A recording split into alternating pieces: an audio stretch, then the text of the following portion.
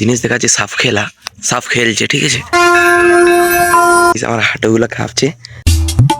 Guys good morning, আমি গোলাপ, তোমরা হচ্ছে বঙ্গলাপ ইউটিউব চ্যানেলে। আজকে প্রায় 9টার মতন, 8:53 বাজছে, ঠিক আছে। তো আমি কাল রাতে ঘুমাইছি 2:30টার সময়, মানে 2:40-45 ওই রকমের ঘুমাইছি। আচ্ছা ঠিক আছে, কারণ আমার ভিডিও এডিট ছিল 2-3টা, সেগুলো এডিটিং করেছিলাম, 1-2টো ফেসবুকে আপলোড দিয়েছি, তারপরে ঘুমাইছি, ঠিক আছে। তো আমার ঘুম কাটেনি। সবাই বলে না কি ভিডিও বানানো আর কি, ক্যামেরা তুললো ভিডিও বানাইলো, মোবাইলে জনগুলো দেখি আর কি, সবাই বলে ভিডিও বানানো কি। তো কি সেটা এখন গাইস বুঝতে পারছি, সত্যি বলছি, রিয়েলিটি এইটাই। দিন একটা করে ব্লগ পোস্ট করা, লং ব্লগ, এটা সামান্য ব্যাপার নয়, ঠিক আছে। দিন একটা রেগুলার, আর ভিউজ চেক করে আসো 0।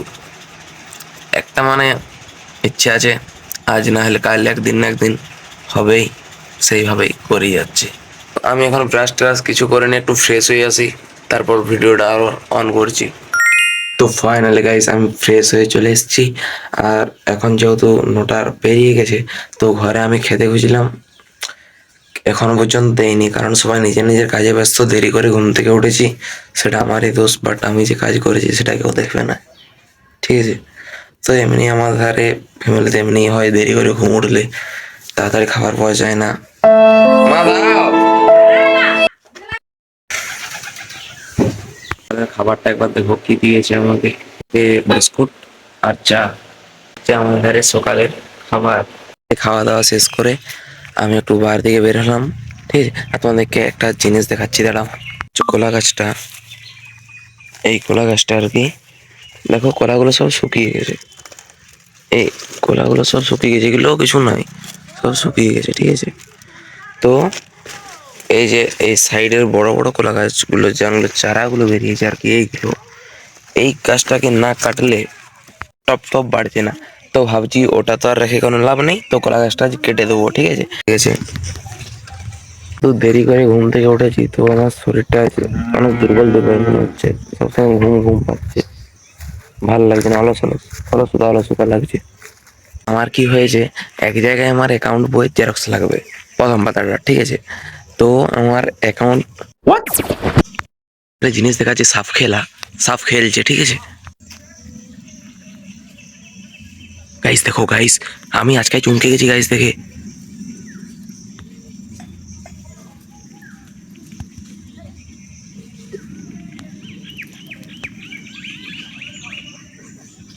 ও ভাই, বাবা রে,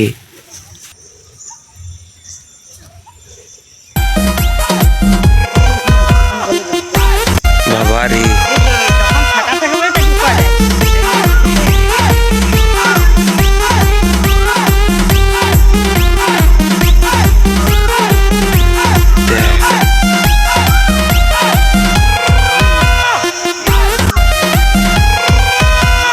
কি সাপগুলো মোটা মোটা।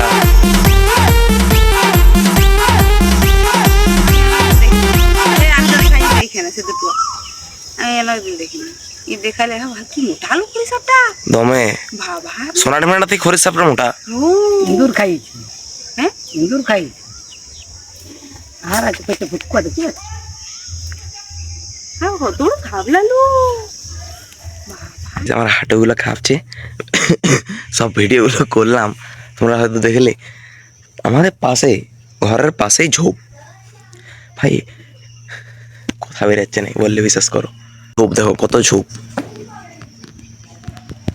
একটা সোনা ঢেমনা আর একটা খরিস, ভাই এমনি মোটা মোটা সাপ। আর এখান থেকে এত বড় মনে হয় 5-7-8 ফুট করে হবে, বরং বেশি তাও কম নয়। আমি কোনোদিন কাছ থেকে দেখিনি।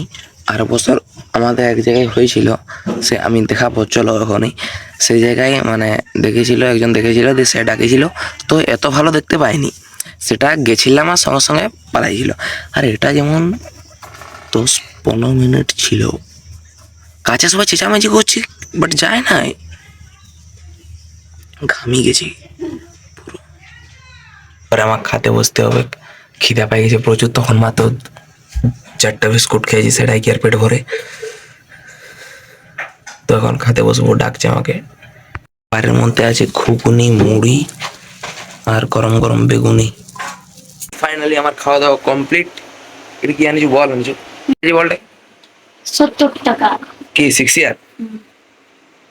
আচ্ছা, এটা আমার ভাই 6 ইয়ার 70 টাকা দাম লিখে। হ্যাঁ, খেলিয়ে বাট মুড়িটা খাই আমি কখন একটু শুয়েছিলাম বলে ফোন দেখবো, আর কখন নিজেই ঘুমিয়ে গেছি বুঝতে পারিনি। আর এখন উঠছে, এখন যে আড়াইটা আড়াইটা বাজছে। তো এবারে খাবো না চান করতে আজ আমার কেউ আর তুলোও নেই। তো ভাবছি আগে খেয়ে নিই, তারপর একটু চানটা করে আসি, তারপর ভিডিওটা অন করছি। ঠিক আছে, শরীরটা খুব ক্লান্ত লাগছে, কার রাতে ঘুম হয়নি। এখন বাজে বিকাল 6টার মতন।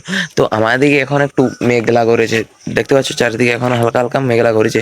না হলে 6টার সময় সূর্য পশ্চিম দিকে হালকা হলেও উঠে থাকে, বাট আজকে সেটা নেই। তো আজকের ব্লগটা এখানেই শেষ করছি। ভালো লাগলে লাইক সাবস্ক্রাইব করে দেবে। পরবর্তী ব্লগ দেখার জন্য অপেক্ষা করো। প্রতিদিন ডেইলি ব্লগ একটা করে প্রতিদিন আসতে থাকবে। চলো টাটা, দেখা হচ্ছে নেক্সট ভিডিওতে। Like subscribe.